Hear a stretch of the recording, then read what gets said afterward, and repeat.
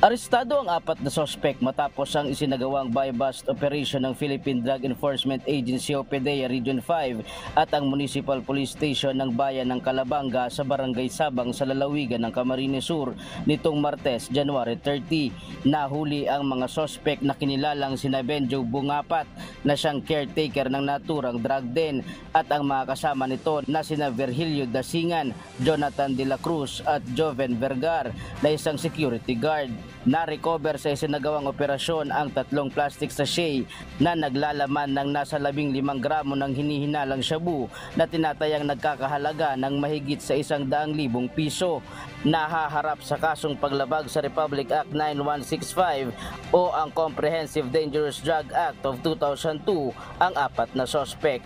Diyos ang aming sandigan, serbisyo publiko ang aming pinahahalagahan.